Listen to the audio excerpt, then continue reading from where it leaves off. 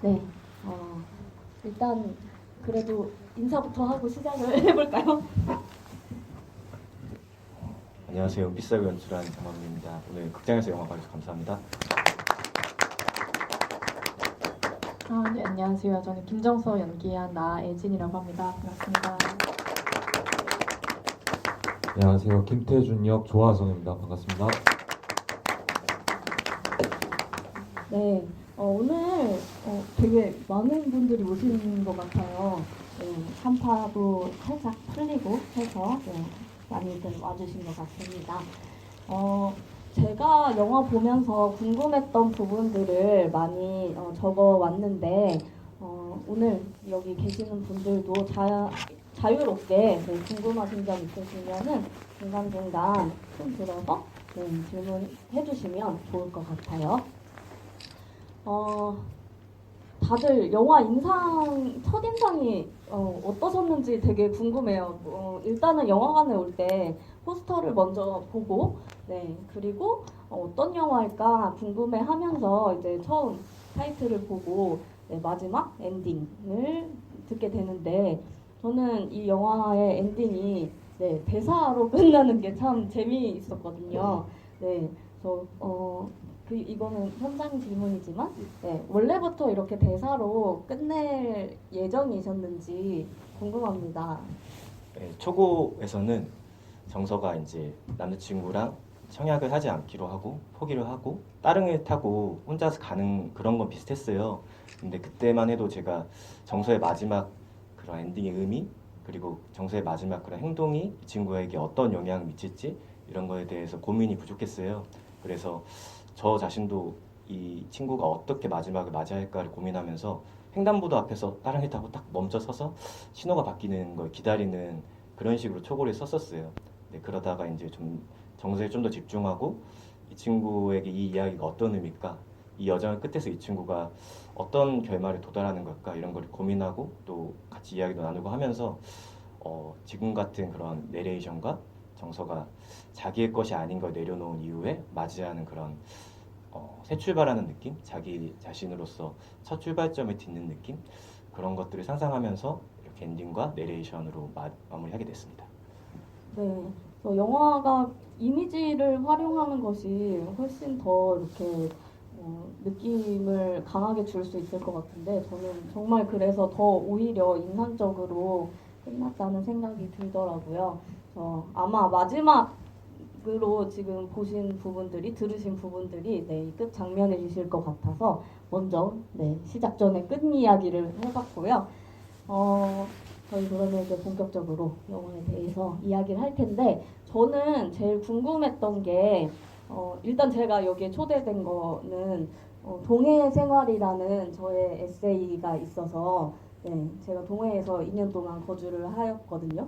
네, 그래서 아마 그 풍경을 잘 아는 사람이라고 생각해서 저를 초대해 주신 것 같은데 어떻게 동해를 정하게 되셨는지 장소로 네, 그리고 처음 동해에 가셨을 때 인상 네, 그리고 이거는 모두 다 대답해 주시면 좋을 것 같아요. 동해라는 곳이 처음에 어떤 인상이었고 후에 어떤 식으로 영화 끝나고 나서 인상이 변했는지 혹은 그대로인지 네, 궁금합니다. 네, 제가 2018년 정도에 마음이 힘들었어요. 영화를 하러 서울 올라왔는데 자꾸 막 아르바이트 실력만 들어가고 헛발질 하는 것 같고 제 자신에 대해서 제 기억에 대해서 되게 의문을 갖고 이럴 때 강원 동해시로 이제 기차를 타고 여행을 가면서 시작했어요. 그래서 그곳에 이제 무뚝뚝하지만 되게 정이 많으신 분들 만나고 거의 되게 조용한 골목길 걷고 해변 산책하면서 이렇게 김정서 주인 중심으로 이야기를 하나씩 만들어 갔어요. 네, 그곳이 저는 되게 오래된 그런 동네들 남아있지만 젊은 사람들도 있고 그곳에 거주하신 분들도 뭔가 좀 새로운 거를 해보려고 하고 어떤 활기나 그런 느낌들이 같이 좀 이렇게 있는 그런 묘한 에너지가 되게 좋았어요. 그래서 이제 그곳이 제 고향처럼 느껴지고 해서 이렇게 영화를 이곳에 찍게 됐습니다. 네, 저는 살면서 그 동해 쪽은 많이 가봤었던 것 같아요. 근데 유독 묵호라는 곳은 안 가봤던 곳이어가지고 묵호가 어디지? 약간 이런 첫 인상이 있었는데 저희는 이 영화를 위해서 묵호라는 그 동네에서 한 달 정도 체류하면서 찍었어요.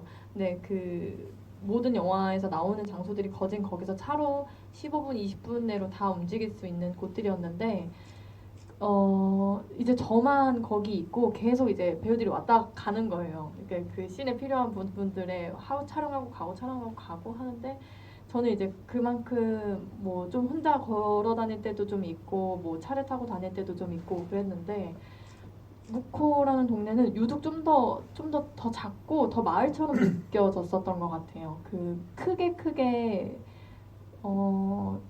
관광지 같은 곳들이 있는데 사실 속초나 뭐 고성 뭐 이런데 양양 이런데 가면 사실 다 바다에서만 놀고 아니면은 뭐 낙산사 이런 데만 가고 그랬는데 농골담길 이런 데도 인상 깊었고요. 거의 약간 영도가 좀 생각나기도 하고 그래서 자그마한 동네인데 되게 더 시골 동네 같은 느낌이 좀 많이 더 들었던 것 같아요. 동해에서 유독.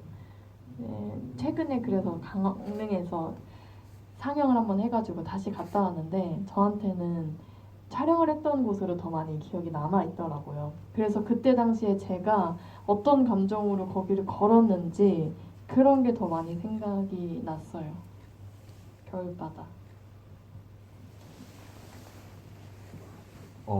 저도 묵호라는 동네를 처음 가봤는데 일단 기억을 되짚어 보면은 그 동해를 별로 자주 가는 기억이 없어요. 근데 기차를 타고 이제 지나갈 때 가장 먼저 눈에 보이는 게 정동진 바다거든요. 근데 거기서 가장 많은 사람들이 내리고 캐리어 끌고 이제 여행을 즐기러 가는 모습들을 볼 수가 있는데 물론 저는 일을 하러 가고 있었지만 굉장히 설레더라고요. 그런 거 보면서 되게 설레기도 하고 그런 마음으로 이제 묵호에 내렸는데 가장 먼저 했던 거는 저기 망상 해변부터 촛대바위까지 해변길이 쭉 이어져 있어요. 근데 가는 길에 바다만 있는 게 아니라 그 절도 있고 이름은 생각이 안 나지만 뭐 되게 다양한 풍경들이 있거든요. 그래서 좀 걷는 맛이 있더라고요. 그래서 걷다 보니까는 또 여러 생각도 하게 되고 좀 뭔가 시간도 느리게 가는 것 같고 마음의 안정도 좀 많이 찾아오는 것 같고 그런 시간들을 보내면서 동네의 정서가 좀 자연스럽게 느껴졌던 것 같아요. 굉장히 좋은 동네였습니다. 네, 고향이라는 곳이 꼭 자신이 자라나는 곳이 아니라 자신을 변화시키거나 조금 편안하게 만들어준 그런 공간이 고향처럼 느껴지셨던 것 같아요, 감독님께는. 네. 하지만 이제 정서 역을 맡으신 우리 애진 배우님께서는 네, 촬영했던 기억이 많이 나신다고 하는데 또 저도 동해에 살면서 이 어떤 휴가지에서 생활을 하고 있는 거에 대한 아이러니함을 느꼈었거든요.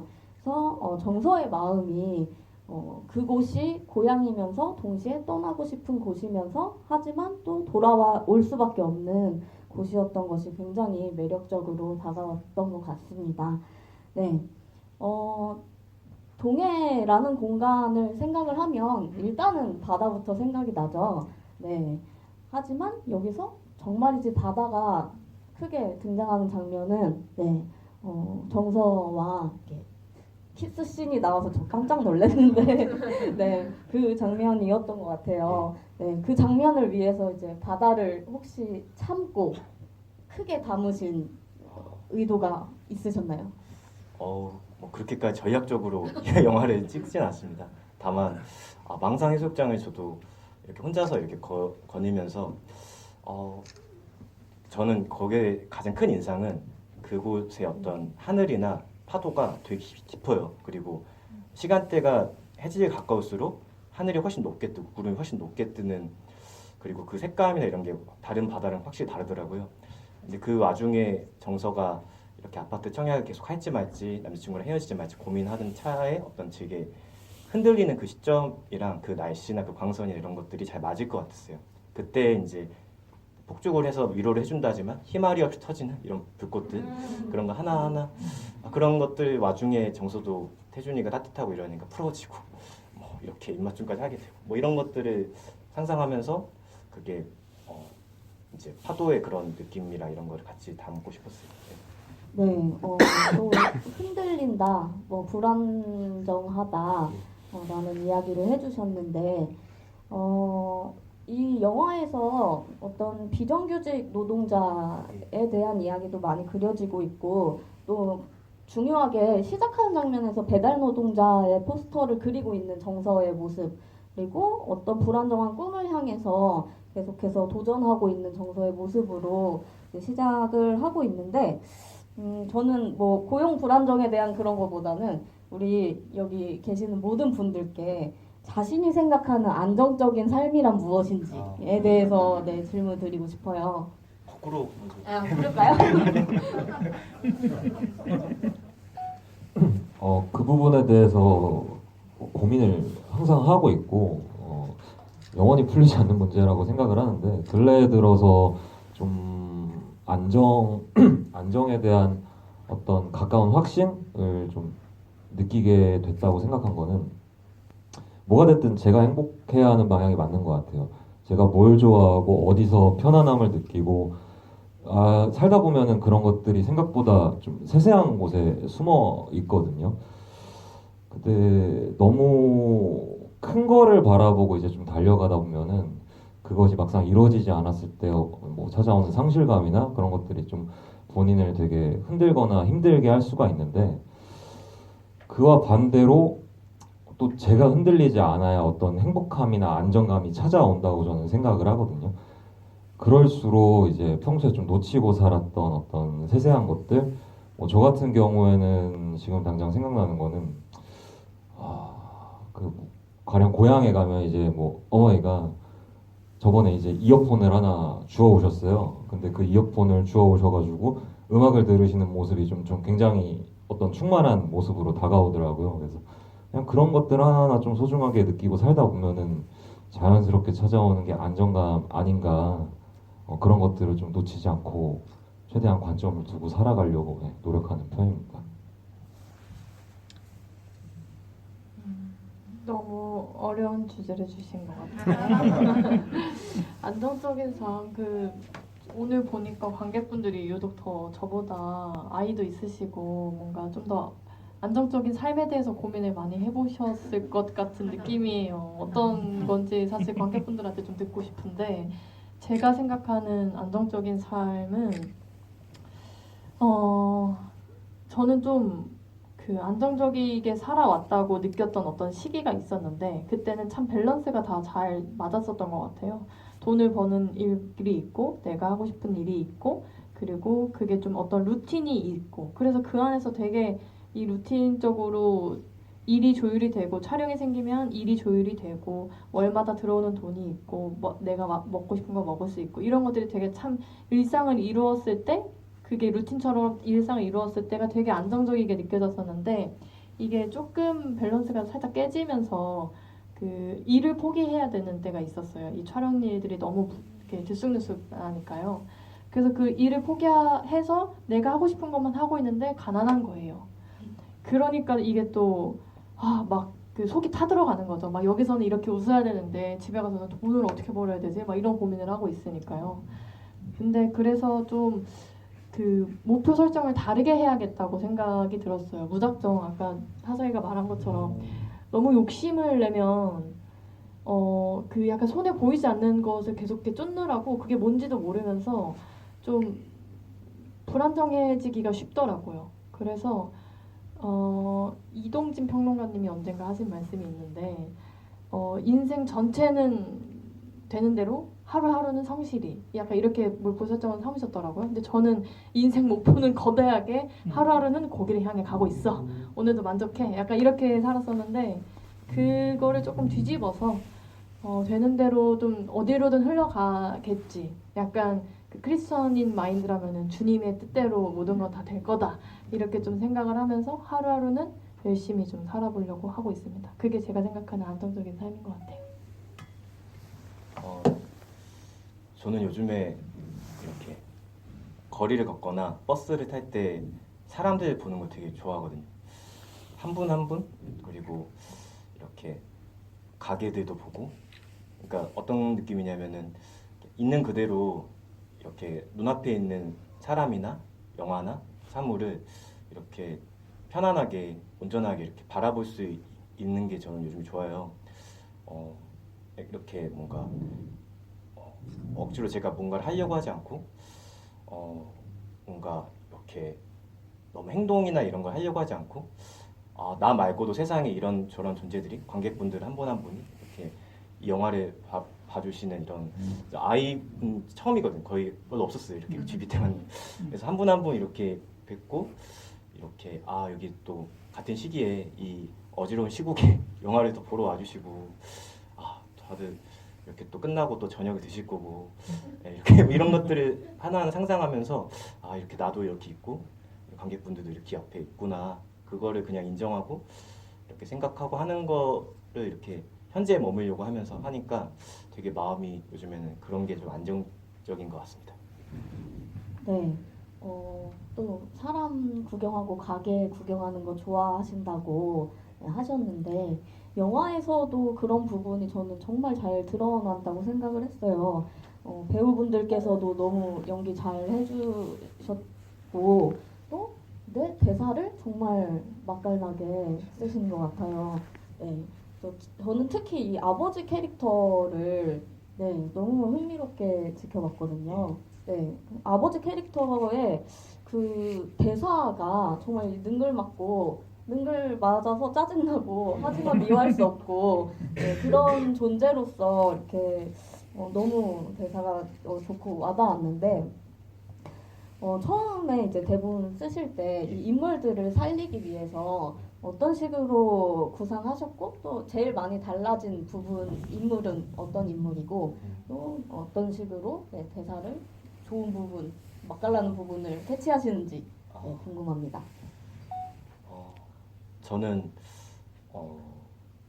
전사를 지금 많이 쓰는 편이에요. 영주는 전남 보성에서 농사 짓기 싫어가지고 김영이랑 같이 묵호로 넘어온 그런 과거가 있었어요. 그런데 거기에서 이렇게 배를 타다가 거기에 있는 그런 최미영이 이렇게 딸로 있는 곰집 식당에서 일을 하다가 그쪽에서 이렇게 결혼을 하게 되고 그러면서 벌길집으로 옮기면서 정서를 낳고 또 다음 가족을 이루게 되는 이런 과정에서 이 사람이 어떤 허하고 결핍된 거를 색소폰으로 푸는 이런 것들이 떠올렸었어요. 근데 색소폰으로 이렇게 그 동네에서 분다는 게 되게 과장되고 소리 다 들리거든요. 근데 그렇게 좀 뻔뻔하기도 하고 그럼에도 불어 제껴야 되고 새벽에 이제 그런 여러 면들이 있으면서도 가족에 대한 마음은 진심이고 한편으로는 바람을 피고 싶은 자기 욕망도 진심인 그러면서 자기 남한테 상처 주는 거에 대해서 개의치 않게 돼버린 그런 아저씨.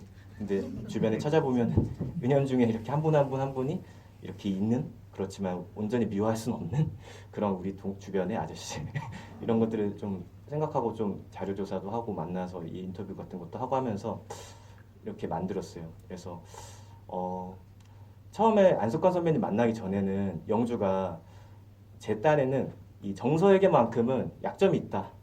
다가온 정서한테만큼은 이 친구의 마음이 이렇게 아프지 않았으면 한다.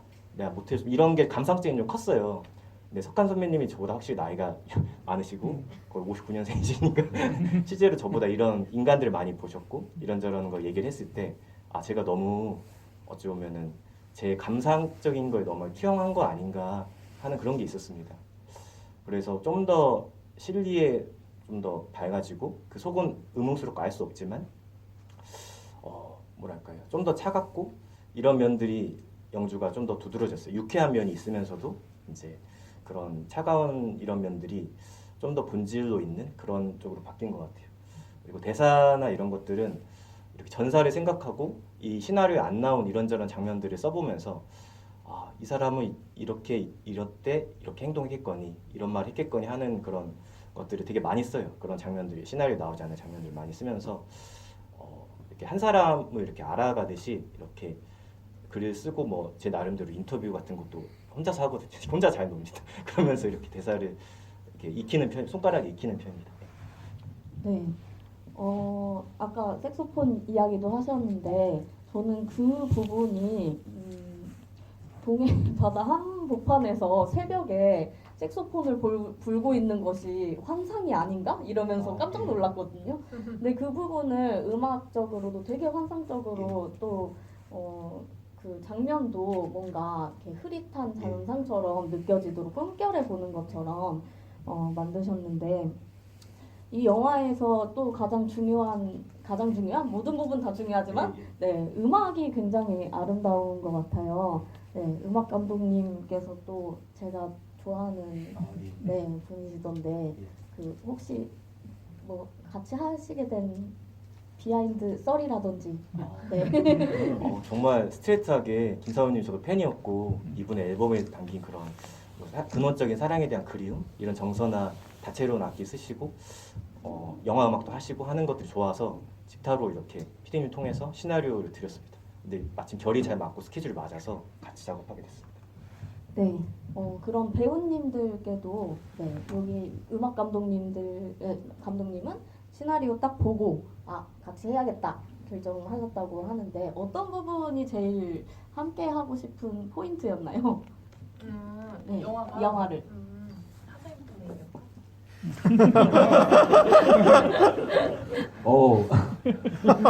그래? 저는 시나리오 처음 봤었을 때 가장 처음 들었던 생각은 인물들이 굉장히 다 입체적이다라는 생각을 했었어요. 보통 영화를 이제 영화 시나리오를 접하다 보면은 이야기를 완성시키기 위해서 거기에 나오는 인물들이 좀 재료처럼 쓰여지는 이야기들이 있다라고 느낄 때가 있는데 이 시나리오에서는 그런 게 전혀 없었고 인물마다 다 서사가 있었고 다 입체적이었어서 되게 재밌다라는 생각이 많이 들었어요. 그리고 제가 맡은 배역도 마찬가지로 되게 입체적이다라는 생각을 많이 했었고 그래서 사실 제 역할을 맡았을 때도 물론 너무 깊었지만은 이 역할이 아니더라도 다른 역할도 너무 재밌겠다라는 생각도 많이 했었고요. 그리고 그런 거를 놓고 이제 영화적인 거를 봤었을 때 너무 판타지적이지 않고 충분히 주변에서 일어날 법한 일이고 그런 것들을 너무 이제 과감하지 않게 이렇게 관객에게 전달하려고 한다 이런 느낌을 시나리오에서 좀 크게 받았던 것 같아요. 그래서 어찌 보면 그게 저는 또 연출하시는 분 입장에서 어떤 하나의 도전적인 느낌을 받았거든요. 그런 분하고 작업하는 것도 너무 좋고 저는 일단 모든 면에서 뻔하지 않아서 너무 좋았습니다. 저는 그 전해에 친구들이랑 모여서 내년에 뭘 바라는지 이런 걸 써보자 했는데 저는 전체적으로는 제가 감당할 수 있는 일들만 일어나게 해주세요. 약간 이렇게 썼었거든요. 근데 이제 여름 정도 시기가 됐을 때 막 단편 영화들로 이런저런 영화제들을 막 많이 가고 있었을 때였어요. 근데 거기서 만난 어떤 분께서 장만민이라는 감독님이 영화를 계획하고 계신다. 그래서 한번 연락처를 드려도 되겠냐 해서 뭐 이렇게 번호금을 했는데 저는 한 번도 그런 적이 없었는데 그 시나리오 없이 그냥 이분을 먼저 만나 뵀어요. 그리고서는 사는 얘기를 한 3시간 정도 나눴던 것 같아요. 근데 그리고서 그냥 집에 돌아오게 됐어요. 글 없이. 그래서 제가 너무 벙찐 거예요. 이게 뭐였지? 내가 왜 글을 보여달라는 말도 근데 그때 할 틈도 없었을 뿐더러 막 그런 거에 되게 욕심내고 싶지는 않았었던 것 같기도 하고 뭐 그러했었어요. 근데 그러면서 이제 제가 사실 마음에서 병이 난 거죠. 그래서 코로나에 걸리게 됩니다. 면역력이 떨어져 코로나에 걸렸는데 이제 집에 누워 있으면서 이틀째까지는 막 너무 힘들어서 하다가 막 집에서 운동도 하고 그래 다시 열심히 살아봐야지. 그런 기회는 뭐 때 되면 오겠지 뭐 또 이러고 있는데 이제 감독님한테 연락이 온 거죠. 글과 함께. 근데 이제 제가 그날 감독님을 만나 뵙고 안녕히 가세요 하고서 있는데 이게 뭐지 싶어서 바로 집에 못 가겠는 거예요. 그래서 따릉이를 빌려가지고 따릉이를 타고 상암 월드컵까지 가서 영화를 봤어요. 그 무슨 뭔지도 모르겠는 그 영화를 막 그렇게 보았는데 이제 그 시나리오를 봐서 딱 있는데 제가 이해할 수 있는 부분들이 너무 많은 거예요. 그리고 이 친구가 너무나도 자연스럽게 따릉이를 타고 하는 게 저 약간 그 다 읽고 나서 누웠어요, 침대에. 너무 쓰나미처럼 제가 감당할 수 있을 것 같은 글이었어요. 저는 서해바다 쪽인데 고향이 있고 이 서울살이를 몇 년을 했었고 하면서 이 친구가 뭘 고민하고 있고 뭘 힘들어하고 있는지가 제 손에 이렇게 좀 잡히더라고요. 그래서 충분히 욕심나는 역할이었고 잘할 수 있을 것 같다는 생각이 들어서 안 할 이유가 없었습니다. 네. 네. 그러면 반대로 감독님께서는 어떤 부분이 이 역할에 참 맞겠다 이렇게 생각하셨는지. 하성 씨는 제가 히스테리아라는 단편에서 같이 작업을 몇 년 전에 했었어요. 군대를 갔다 오고 그 다음에 오랜만에 만났는데 와, 이분이 되게 혼자 있는 시간을 많이 가지시고 하면서 충만해 있어요. 사람이 되게 반짝반짝한 상태였어요. 그래서 태준이가 이제 고향에서 정수한테 좀 힘을 주고 되게 듬직하고 그러면서도 자기 꿈, 자기 그런 고민에 대해서 솔직하고 이런 좀 실한 면이 있는 친구여야 되는데 그때 하성 씨가 정말 실했어요. 그래서 지금 이분 빨리 이렇게 하고 싶다 이렇게 하면서 만나서 곱창 먹고 이렇게 하면서 이분이다 이분. 그래서 이렇게 시나리오를 기억이 납니다. 그리고 애진 씨는 이제 단편 때 이제 국물은 공짜가 아니다. 이제 오 즐거운 나 이제 그 단편에서의 연기가 너무 좋았어요. 그래서 되게 본인만의 느낌으로 여백을 잘 채워주시고 대사 딕션도 너무 좋고 그리고 각각의 그런 리액션이나 그런 것들 하나하나가 다 뭔가 억지로 막 하려고 하지 않고 그러면서도 좀 과장이 없고 연기하는 그런 느낌이 아니고 분명히 연기인데 이분만의 느낌으로 계속 해주신다 그런 게 좀 있었습니다. 그래서 만나 뵙고 시나리오 드렸을 때도 이 시나리오 이야기에 대한 해석이나 이런 고민들이 처음에 이제 잘 모르겠다 뭐 이런 하면서 이렇게 고민되는 것들 나눴을 때 굉장히 진지하고 성실한 분이다. 그리고 되게 뭔가 좀 진솔하고 장편을 맡겨도 되겠다. 되게 욕망도 커 보이고 열심히 하시겠구나 그런 게 있어가지고 네, 같이 작업하게 됐습니다. 네, 실한 자와 욕망이 커 보이는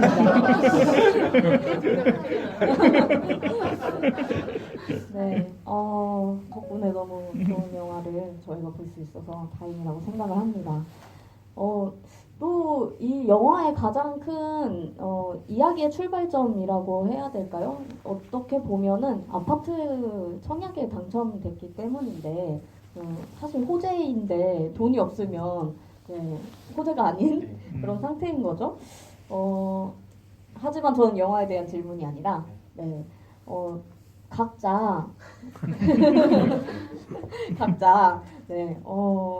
정말 돈 상관없이 내가 살고 싶은 지역이 있다.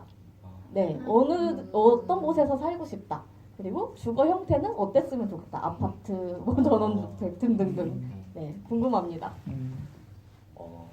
제가 요즘에 이렇게 생각한 집이 있는데요. 형태가 있는데요. 영화 타짜에 보면은 형광장이 곤이한테 이렇게 화투를 가르쳐주는 그런 집이 있습니다.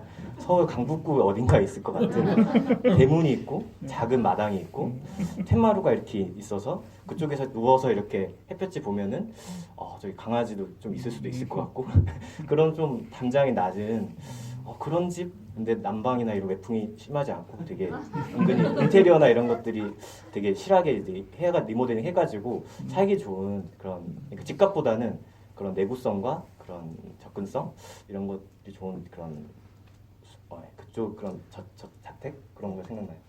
그래도 서울을 선택하시는. 영화 하려면은 어쩔 수 없어요. 네, 애진 배우님. 현재인가요? 현재 제일 돈 많고 돈 상관없이. 돈 상관없이? 모르겠어요. 저는 사실 딴 데 나가서 살고 싶어요. 그냥 아예 다 던져버리고 외국 가서 좀 살고 싶다는 생각도 좀 있는 것 같고요. 근데 좀 더 현실적으로 생각을 해보자면 저는 원래 그냥 전원주택 같은 거나 가능한 한 있는 집을 리모델링해서 살고 싶다는 거는 그냥 어떤 최종적인 목표 같은 것이 있고요. 그 원래 살 같은 거를 좀 살려서 살고 싶은 마음과 동시에 또 이 욕망으로는 좋은 아파트에 한번 살아보고 싶습니다. 난방도 잘 되고 그 뭐 이중창이고 그 들어가기 전에 그 경비 그것도 자동문도 있고 그래서 안전하게 따뜻하게 한번 살아보고 싶은 욕망은 있습니다.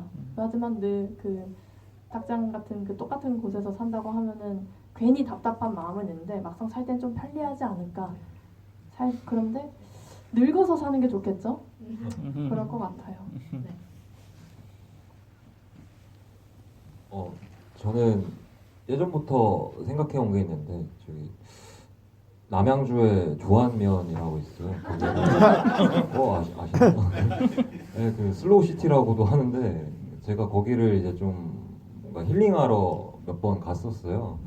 근데 저만의 이제 또 루틴이 그 웅길산역 내리면은 자전거 대여소가 있는데 거기서 자전거를 하나 대여해서 이제 간단하게 끼니를 먹고 또 웅길산 위에 수종사라는 절이 있는데 거기가 경사가 굉장히 가파라서 30분이 올라가거든요. 힘들긴 하지만 근데 그 30분 오르고 나면은 그 남양주의 절경 어떤 전경들이 너무 잘 보여요. 특히 자전거는 밑에 내려놓고 그걸 이제 잠가놓고 그래서 거기서 이제 간단하게 경치도 보다가 특히 눈 오는 날 보면 되게 북한강까지 보면 되게 예쁘거든요. 그래서 보고 내려와서 이제 좀 자전거 타고 바로 옆에 또 물회정원이라는 곳이 있는데 거기 자전거 도로가 굉장히 잘 돼 있어요. 그래서 거기를 이제 또 쭉 달리다 보면은 카페 거리들이 나오는데 또 거기도 한적하니 굉장히 좋거든요. 그래서 그런 것들을 좀 경험하고 와서 북한강 이제 자전거를 타고 가는데 단독주택들이 좀 보여요. 거기 강아지도 키우고 있고 그래서 그분들 보면서 좀 되게 부럽다는 생각을 했었거든요. 그래서 나는 1차적으로 살게 된다면 지금 내가 여기를 종종 들르고 있지만 여기다가 집을 지어서 나중에 서울을 종종 가는 걸로 한번 뒤집어야겠다 라는 생각을 지금 예전부터 하고 있습니다. 그 동해 생활을 쓰신 송지연 작가님은 네. 그럼 어떤 기본 형태를 지금 꿈꾸시는지. 저는 지금 사는 곳 만족스러운데, 제 집이 있으면 좋겠어요. 네, 집을 사고 싶다. 네, 욕망. 네, 욕망. 실한 욕망. 네, 이 영화가 참 재밌는 게 영화는 끝나고 나서 그제야 진짜 시작하는 느낌인 것 같아요. 특히나 이 영화를 보고 나면 애진이 그날 저녁에 맛있게 밥을 먹죠. 네, 그 이후에 애진은 어떤 집에서 살게 될까 이런 생각을 이제 애진은 죄송합니다. 네, 애진은 아주 좋은 집에서 방범이 좋고 정서는 어떤 집에서 살게 될까 이런 생각을 하게 되면서 이제 저도 미래에 어떤 곳에서 어떤 노후를 맞게 될까 이런 생각을 해보면서 한번 각자 질문을 드려봤고요.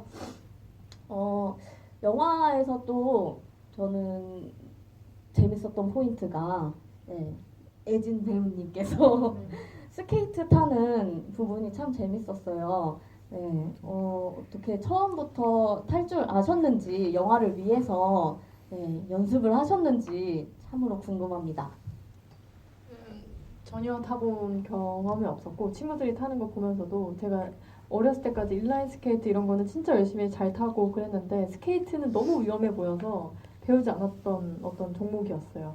근데 이제 영화에서 그 글에 보면은 어렸을 때 잘 타던 그 실력이 발휘가 돼서 어떤 기술을 보인다 뭐 이렇게 써있어가지고 이거는 당장 연습을 시작해야겠는데 해가지고 감독님 이쪽 이제 영화 쪽에서 배울 수 있게 그 한국에서 가장 잘 타는 여자 고아린 선생님을 모셔서 이렇게 같이 했는데 이분이 또 엄청 찐이신 게 그거를 조립하는 것부터 알려주시는 거예요.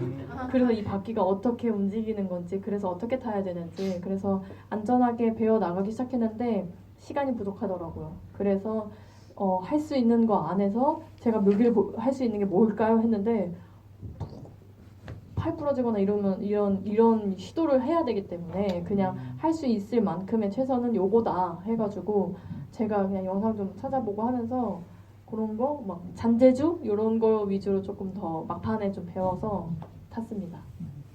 네, 그래도 정말 너무 어려운 기술인데 이렇게 타고 몰라서는 네. 그런 것도 하고 네. 사실 근데 이제 쭉 가서 뭐 멈추고 서고 막 이렇게 자연스럽게 타는 것 자체가 사실 좀 어려웠어요. 네. 네. 네. 그래서 이제 영화 보면서 저 친구랑 사실 같이 봤거든요. 아, 예. 네.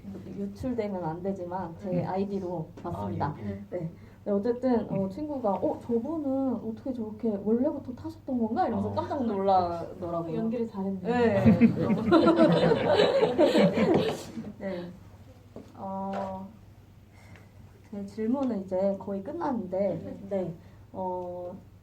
제가 제일 궁금했던 게 마지막으로 하나 남아 있어요. 뱀파이어가 중간중간에 나오죠. 예. 이런 환상적인 어떤 존재에 대해서 그릴 때는 보통 이제 감독님께서 생각하는 어떤 이미지가 있을 텐데 저한테 있어서 뱀파이어는 조금 매혹적인 이미지 이런 게 조금 더 강한데 어떤 식으로 보여졌으면 좋겠다 혹은 어떤 생각으로 뱀파이어를 구상하시게 되셨는지 궁금합니다. 지금 이제 돌아보면은 뱀파이어가 피를 갈망하잖아요. 근데 저는 시나리오 쓸 때 이 피를 갈망한다는 게 단순히 돈, 아파트, 욕망을 쫓는 거가 아니라 좀 더 근원적인, 좀 더 자기가 진짜 원하는 무언가를 갈망하는 이런 뱀파이어를 생각했어요. 그래서 시나리오 첫 장면에서 이렇게 있을 때는 정서가 인간 냄새를 맡는다가 있었어요. 그래서 그런 피 그리고 그 안에서의 어떤 그 인간 냄새를 맡고 싶어하던 그런 걸 같이 원하는 이런 욕망이 우리가 아파트 갖고 싶은 것도 사실 자산 가치이기 이전에 가족이랑 행복하게 살고 싶어서 아파트 갖고 싶은 거잖아요. 하나의 사랑을 이루고 싶고 가족을 이루고 싶고 그런 게 공존하는 게 뱀파이어가 피를 갈망하는 거랑 좀 맞닿아 있다고 생각을 해서 뱀파이어를 이렇게 한 장면 한 장면 넣었어요. 그래서 관객분들이 보실 때 이렇게 몰입해서 보다가도 그 상황의 이런저런 관계 이면들 이런 것들도 맥락에 따라서 상상하면서 이렇게 보시면 좋겠다 싶어서 그렇게 만들었습니다. 네, 갈망하는 존재로서의 뱀파이어. 네, 그렇게 느껴졌던 것 같아요. 네. 저희가 이제 아까 시작할 때는 끝장면에 대해서 이야기했는데, 제 마지막 질문은 제목에 관한 것입니다. 처음 이제 저희가 영화를 딱 볼 때 은빛 살구라는 이 타이틀을 보면서 각자의 이미지를 그릴 텐데 제목을 구상하신 그런 계기와 혹은 또 어떤 이미지로 은빛 살구를 사용하셨는지. 은빛 살구 은행나무 열매예요. 그래서 은빛이 나는 살구라 해서 실제로 은빛 살구라 불러요. 그래서 정서가 이제 편집을 하면서 이 영화는 돈을 받으러 갔지만 자기 뿌리를 이뤄가는 여정이다. 정서가 돈을 받으러 가족들을 만난 고향에 마주하지만 결국에는 자기 냄새를 피워나가는 과정이다. 이렇게 매증을 해주고 싶었어요. 그래서 빠진 장면이 영주가 정서를 여행길에 데려가서 이제 주공아파트 그쪽 뒤편으로 데려가요. 그래서 열쇠를 주면서 여기 은행나무도 30년 뒤에 열매를 맺는다. 너도 네 냄새 피우면서 살고 싶지 않냐? 이렇게 얘기를 해주는 장면이 있었어요. 그래서 그 냄새를 피우고 싶으면 살고 싶지 않냐가 저한테는 되게 오래 남았고 이 영화를 마치는 사람 입장에서 주인공 정서가 이 영화의 끝에서 이렇게 자기 그런 향기를 자기 냄새를 피우면서 자기 뿌리를 이루어 살기를 바라는 마음으로 좀 기원하는 마음으로 이렇게 뜻이 다소 어려울 수 있지만 은빛살구로 이름을 짓게 됐습니다. 네, 감사합니다. 제가 준비한 질문은 여기서 끝났는데 혹시 관객분들께서 질문 있으시면 네.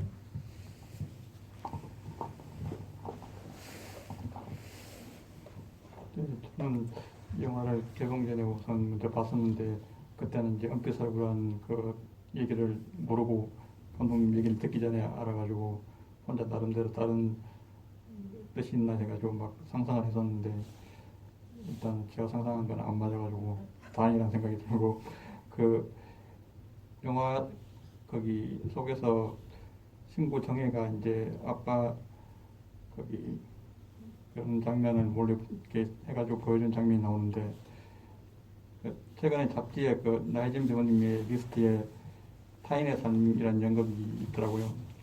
저도 그 연극을 봤는데 그게 다른 사람의 그 삶을 몰래 엿듣는 그런 내용이다. 이 영화에서도 이제 다른 사람의 삶을 몰래 이제 보는 장면 그런 게 있는데 만약 본인이 그 혜정의 입장에서 그런 상황이 된다 그러면은 그거를 친구한테 얘기를 해줄 것 같으신지 아니면은 그냥 모른 체 할 것 같으신지. 그리고 그 영화에서 거기 곰칫국집 딸 역할로 나오시는데 그 영화 찍으면서 곰칫국을 드셔보셨는지 어떤 맛인지 설명해 주실 수 있는지. 일단 곰칫국 얘기부터 하면 저는 그 해인가? 그 해 올 초였던 것 같아요. 그러니까 이 시나리오 받기 전에 그냥 어떤 개인적인 연유로 아버지랑 둘이서 속초를 좀 가야 했어요. 그래서 갔다가 아빠가 그게 곰치라는 말을 안 하셨는데 그 뭔가 용어가 있는 것 같은데 그 곰칫국을 뭐라고 말하죠? 뭐라고 말해요? 곰칫국이 아니라 뭐지?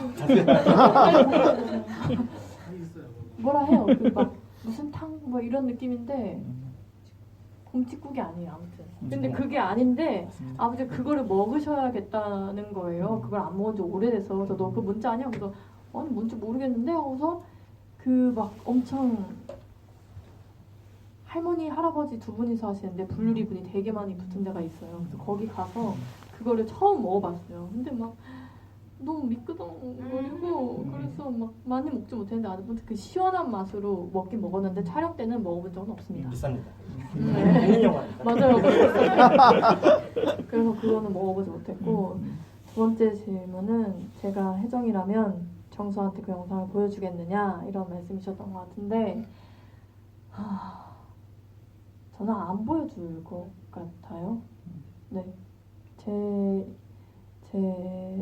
제 이야기가 아니고 다른 사람의 이야기이기도 하고 글쎄요 잘 모르겠어요. 정서가 어떤 그 혜정이도 사실 얘기를 계속 안 하다가 정서가 무엇 때문에 힘들어하고 그래서 좀 얘기를 꺼내지 않았을까 싶기는 한데 이 친구를 도와주고 싶은 마음에서 협박이라도 해서 돈을 받아라라는 그렇게 해주고 싶은 친구의 그런 마음이 들어서 동해서 얘기를 했을 것 같기는 한데 제가 먼저 야 너 뭔 일 있는지 아냐 이러면서 이야기를 하지는 않을 것 같고 글쎄요 그렇게 정서 같은 입장인 친구에 놓여 있다면은 뭐 고민해 볼 것 같기는 한데 먼저 초장에 얘기를 하지는 않을 것 같아요.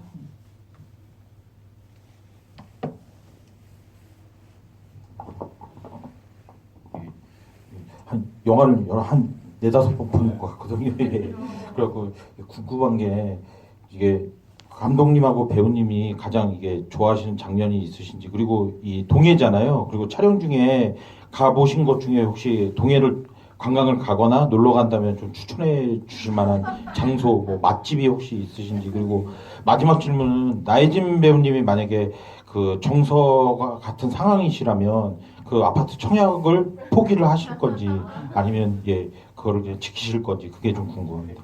예. 청약은 포기 안 해요. 네. 욕망이 있어가지고 포기 안 하고 저는 일단 부모님이랑 좀 상의를 해볼 것 같아요. 그게 어쨌든 뭐 제가 한 것이긴 한데 제 지금 상황에서는 부모님이랑 이야기를 하는 게 더 좋을 것 같아서 이야기를 하고 그 갚아나갈 어떤 능력이 제가 뭐 철저하게 있는지 그거에 대한 욕망이 더 철저하게 있는지 뭐 근거를 조금 더 생각해 볼 것 같습니다. 일단 포기는 안 할 것 같아요. 동해 맛집은 논골단기 진짜 좋아요. 특히 아침에 진짜 좀 일찍 일어나셔가지고 일출 보고 6시, 7시 이렇게 사람 없을 때 걸으면은 그때 내리는 빛이나 이런 것들이 굉장히 좋습니다. 그래서 아침 7시면 좀 너무 빠르고 한 8시 정도 갔다가 9시에 카페 열면은 또 커피 한잔 하면서 바다 이렇게 보면서 뭐 이런저런 생각하면 되게 맑아지는 느낌 항상 받았어요. 여행 계절 한 번씩 갈 때마다. 그래서 그 논골단길 거긴 아침이 참 좋고 밤에도 사실 되게 논골단길 또 매력이 있어요. 그래서 아침, 밤 이렇게 추천합니다. 그리고 어제 제가 오랜만에 또 영화를 인디스페이스에서 GB하면서 다시 봤어요. 근데 진짜 그 뱀파이어 이제 가족 이렇게 있을 때 유모차 밀고 이렇게 할 때 그 서주희 아주머니가 딱 영주의 목덜미를 딱 깨물 때 너무 쾌감이 있더라고요. 너무 맛있게 먹는다. 피를 먹으면 저렇게 먹어야지. 그 장면 너무 좋았어요. 혼자서 이렇게 그 쾌감이 좋았어요. 배우님 좋아하는 장면. 예. 좋아하는 장면 돌아봤을 때. 예. 저는 좋아하는 장면은 좀 아이러니하게도 그 캠코더 씬 되게 좋아하는데 뭔가 이제 영화를 한 3번쯤 때쯤 봤었을 때는 그래도 관객의 입장에서 집중해서 보게 됐던 것 같아요, 기억이. 근데 그때 이제 딱 그 장면이 와닿았는데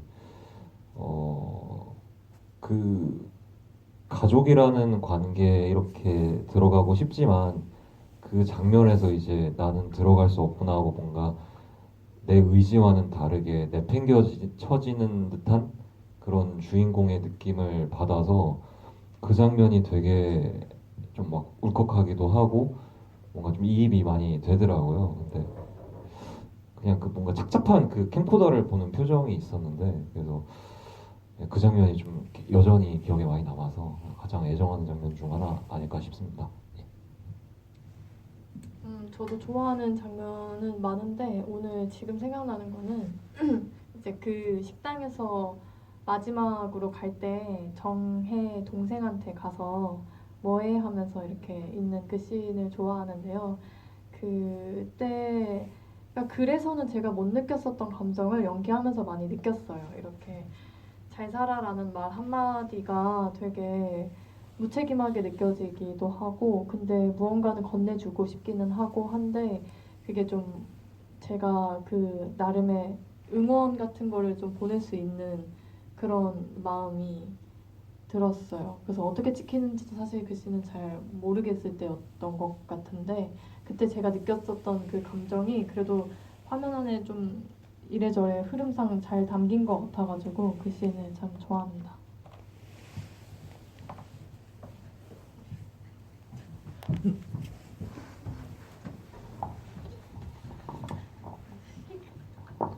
네, 너무 잘 봤고요.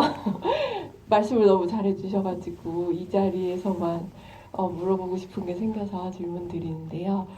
그 막내 동생이 되게 언니가 온 것을 되게 정스럽게 맞아주는 듯 하다가 그 집 작업실로 사고 싶은 집에 데려갔었잖아요.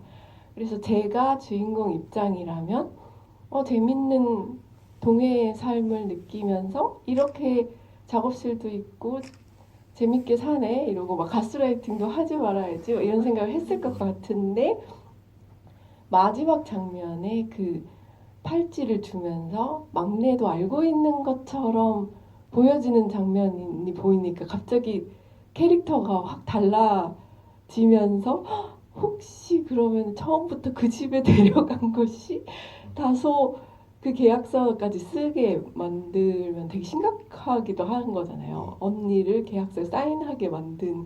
그래서 이 막내 캐릭터는 아직 어리지만 두도면밀한 캐릭터로 짜신 걸까? 아니면 그냥 어려서 뭐 이런 거를 했는데 마침 언니한테 생각보다 큰 타격을 주게 된 걸까? 이렇게 혼자 궁금했는데 그 창작하신 분이 계시니까 어떻게 생각하시고 쓰신 건지 조금 궁금합니다.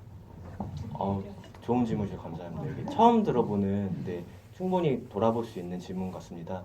그래서 정혜를 이제 말씀하신 것처럼 이렇게 이 계략을 생각하다가 정혜가 좀 더 이렇게 약은 친구일까? 이렇게 좀 더 표현해볼까?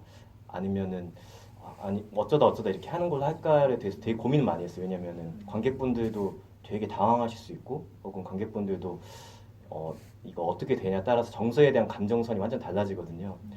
근데 저는 정혜가 일단은 이 모든 계략을 하고 하는 것들이 이제 정의 키 대사는 그거였어요.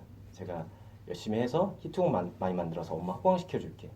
그래서 좀 더 가족을 지키고 싶고 일손이 부족하니까 물론 무코 음악인 하고 싶다고 하지만 횟집에서 이렇게 일하는 선택을 하고 이런 것들이 다 어찌 보면은 알면서도 가족을 위해서 이렇게 해나가는, 그래서 언니가 가기 때문에 또 빈 카페를 자기가 마땅히 해야지 하고 이렇게 생각하게 되는 그런 식으로 생각을 했어요. 그래서 주도 면밀하기보다는 저는 대신에 제안을 해도 정혜가 정서한테 굉장히 성인 대 성인 거의 느낌으로 투명하게 제안했다고 생각했어요. 물론 이렇게 뒤에 이렇게 속이고 그런 거가 조금 있긴 했지만, 그러니까 당황해서 이렇게 거짓말했다 이런 거지만 언니한테도 좋고 나한테도 좋고, 아 근데 이게 어그러져가지고 정서는 완전히 또 이제 잘못 이렇게 오해를 하거나 또 상처를 받게 되는 그런, 그래서 정혜도 좀 안타까워하고 그런 감정선을 생각하면서 이렇게 그렸습니다.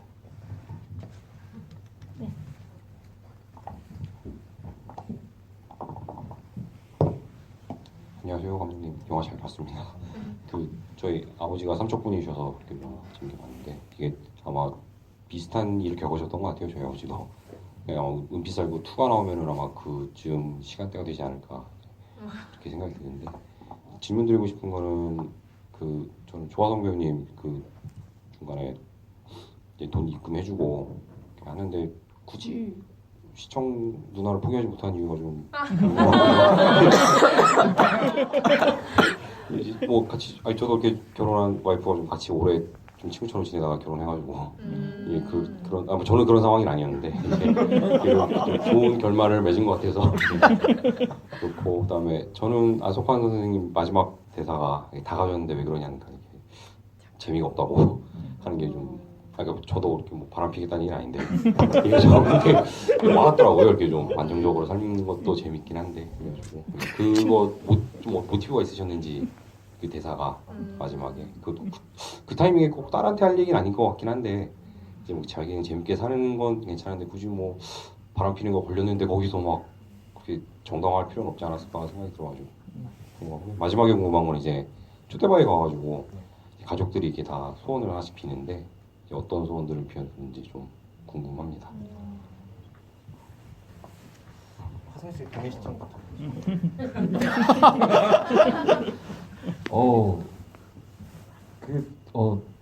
일단은 글 읽었을 때, 이게 좀 그런 게 있다고 생각을 해요.